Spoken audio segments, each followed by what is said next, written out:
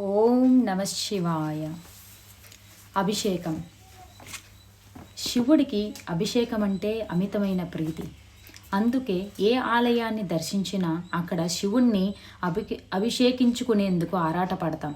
సాధారణంగా నీటితోనే ఈ అభిషేకాలు కొనసాగవు. కొన్ని ప్రత్యేక సందర్భాల్లోనూ కొన్నిసార్లు మన కోరికలను అనుసరించి వివిధ వస్తువులతోనూ కూడా శివుడికి అభిషేకాన్ని జరిపిస్తుంటారు. అయితే శివాభిషేకానికి తగిన ద్రవ్యాలు, వాటి ఫలితాలను కూడా తెలుసుకుందాం. భస్మాభిషేకం. భస్మాభిషేకం అంటే ఏ వస్తువైనా సరే అగ్నిలో వేస్తే వాటి చివరి రూపం భస్మమవుతుంది. దానికి నాశనం ఉండదు. శాశ్వతత్వానికి గుర్తుగా శివుడు భస్మాన్ని ధరిస్తాడు. ఆయనకు ఇష్టమైన ద్రవ్యాలలో మొదటి స్థానం భస్మానిదే. భస్మోదులిత విగ్రహాయ నమః, భస్మోదులిత విగ్రహాయ నమః, భస్మోదులిత విగ్రహాయ నమః అని శివాష్టోత్తరంలో ఒక నామం ఉంది. దీనిని అనుసరించి శరీరమంతా విభూదిని రాసుకున్న ఆ శివుణ్ణి భస్మ భూషితాంగుడని భక్తులు తనివితీరా కీర్తిస్తారు. రుద్రకామ్యార్చనా విధి అనే ఆగమ గ్రంథంలో భస్మాభిషేకం ప్రాధాన్యం చెప్పారు. సర్వ పాపాలను తొలగించే భస్మాభిషేకం ద్వారా పాపాలు తొలగి పవిత్రత కలుగుతుంది. భూత పిశాచాది బాధలను నివారణ అవుతాయి. శివుణ్ణి అభిషేకించిన భస్మాన్ని ప్రతిరోజు నుదుటిన ధరించడం వలన దాని శుభ ఫలితాలు పొందవచ్చు. భస్మాన్ని నీటిలో కలిపి కూడా అభిషేకించవచ్చు. దీనినే భస్మోదకం అంటారు. ఓం నమ శివాయ. రెండవది గంధాభిషేకం. భగవంతుడికి చేసే 16 రకాల ఉపచారాలలో ఒకటి గంధం. ఆనందానికి, ఆహ్లాదానికి, భోగానికి ప్రతీక గంధం. అంతేకాదు, గంధం చల్లదనాన్ని అందిస్తుంది. అందుకే గంధాన్ని దేవతలందరి అలంకరణలోనూ వాడతారు. గంధంతో అభిషేకించిన వారికి భోగాలను ప్రసాదిస్తాడు ఆ పరమశివుడు. ఓం నమ శివాయ. మూడవది దూర్వాభిషేకం. సామాన్యంగా గరిక అంటే గణపతికి ఇష్టమన్న సంగతి అందరికీ తెలిసిందే. మనలో కలిగే చెడు ఆలోచనలను దూరం చేసే దూర్వ అనగా గరిక. దాని గరిక ప్రసక్తి మనకు వేదంలో కనబడుతుంది. తల్లి వేరు నుండి వందలు వేలుగా విస్తరించే దూర్వాలు సంతానానికి కారకాలని వేదం వర్ణిస్తోంది. సంతానం లేనివారు శివుడికి దూర్వాభిషేకం చేయడం ద్వారా సంతానాన్ని పొందవచ్చు. అంటే ఎవరికైతే సంతానం లేనివారు ఉంటారో వారు ఆ పరమశివుణ్ణి గరికతో పూజించడం వల్ల, గరికతో అభిషేకించడం వల్ల వారికి సంతాన ప్రాప్తి కలుగుతుంది. అదే దూర్వాభిషేకం యొక్క ఫలితం. నాలుగవది సుగంధ ద్రవ్యాభిషేకం. యాలకులు, కుంకుమ పువ్వు, పచ్చకర్పూరం, కస్తూరి, వటవేరు మొదలైన చక్కటి వాసననిచ్చే ద్రవ్యాలను మెత్తటి పొడిగా చేసి ఆ పొడిని గాని లేదా దానిని నీళ్ళల్లో కలిపి ఆ మహారుద్రునికి అభిషేకించడం ద్వారా తత్ఫలితంగా పుత్ర సంతాన ప్రాప్తి, భోగభాగ్యాలు కలుగుతాయి. దానినే సుగంధ ద్రవ్యాభిషేకం అంటారు. ఐదవది జలాభిషేకం. దీనినే శుద్ధోదక స్నానం అంటారు. ఆయా ద్రవ్యాలన్నిటితో శివయ్యకు స్నానాలని చెయ్యించాక చివరగా జలముతో కడగాలి. అలా లింగంపై నీటిని ధారగా పోయడాన్నే జలాభిషేకం అంటారు. దేవతలందరూ నీటిలో కొలువై ఉంటారని వేదం చెబుతుంది. అటువంటి నీరు మలినాలను తొలగిస్తుంది, తాపాన్ని తీరుస్తుంది. ఈ నీరు వివిధ నదుల నుండి తెచ్చినదైతే మరింత విశేషం. అంటే మన భారతదేశంలో ఎన్నో మహా గొప్ప నదులు కలిగి ఉన్నాము.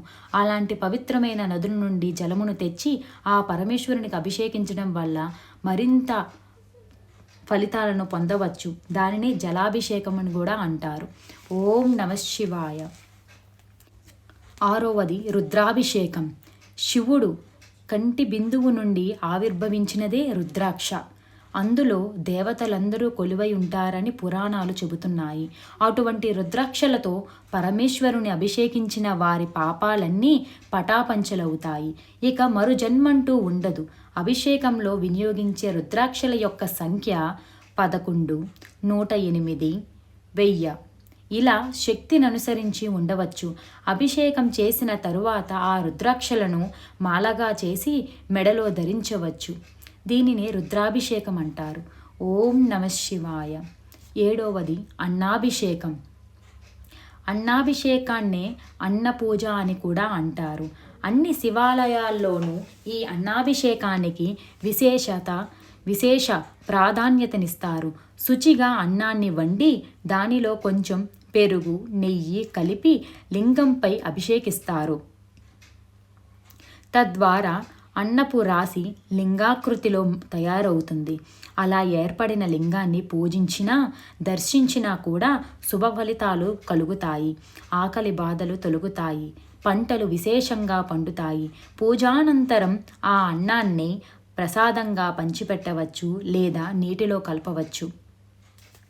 దీనిని అన్నాభిషేకం అంటారు. దీనివల్ల ఆకలి బాధలు తప్పి, అన్నాభిషేకం చేయడం వల్ల ఆకలి బాధలు తప్పి సంపూర్ణ ఆరోగ్యం, మంచి ఆహారం మనకి లభిస్తుంది. ఓం నమః శివాయ. ఫలాభిషేకం. తినేందుకు మనం ఏ రకమైన పండ్లనైతే ఉపయోగిస్తున్నామో అలాంటి రకపు పండ్లను శుభ్రమైన వాటిని ఎంచుకొని వాటి నుండి రసాన్ని తీసి దానితో అభిషేకించడమే ఫలరసాభిషేకం అంటారు.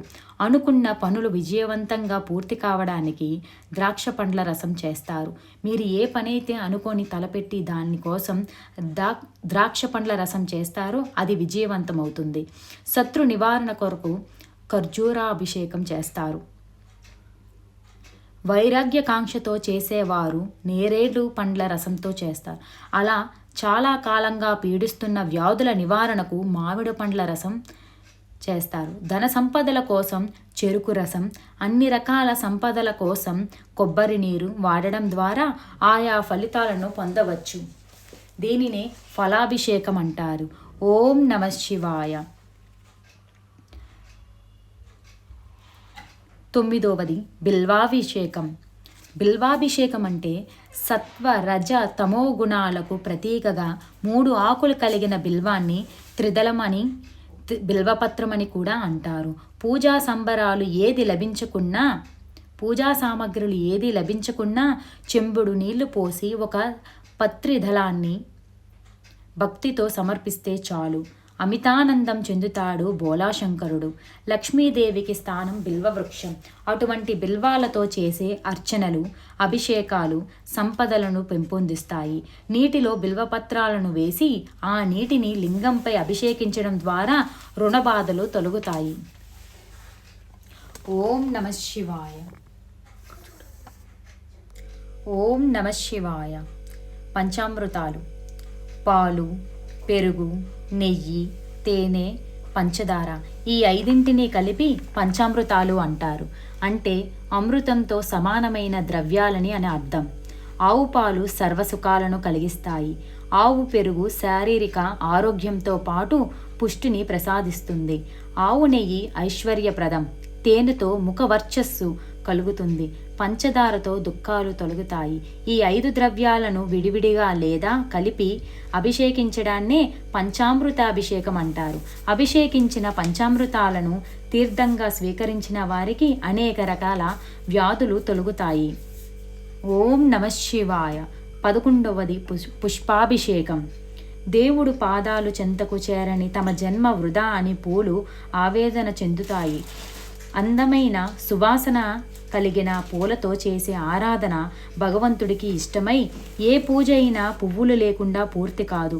ప్రత్యేకించి శివారాధనలో తెల్లని రంగు పూలు శ్రేష్టం. ఈ పూలతో స్వామిని ఆరాధించిన, పుష్పాలతో అభిషేకించిన మలినాలను తొలగించగలదు. సాంబశివుడు ఇంతేకాక నువ్వుల నూనెతో అభిషేకిస్తే అపమృత్యు దోష నివారణ, పసుపు నీటితో సౌభాగ్య సంపదలు, శంఖములోని నీటితో విజయప్రాప్తి లభిస్తాయని శైవ గ్రంథాలు చెబుతున్నాయి. ఓం నమః శివాయ. ఇవి 11 యొక్క అభిషేకాలు, వాటి యొక్క ప్రాముఖ్యత, వాటి ఫలితాలు. ఓం నమః శివాయ.